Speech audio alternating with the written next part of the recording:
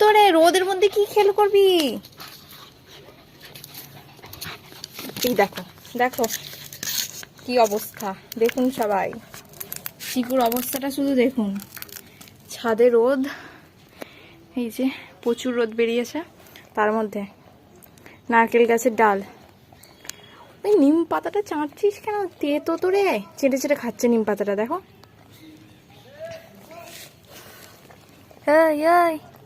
ওই ভলু, তেতো লাগছে না? ওটা প্রচুর তেতো তো রে। আমি হাতটা শুধু আমার একটু মুখে দিয়েছি, এত তেতো নিম পাতাটা তুই চেটে চেটে কি করে খাচ্ছিস?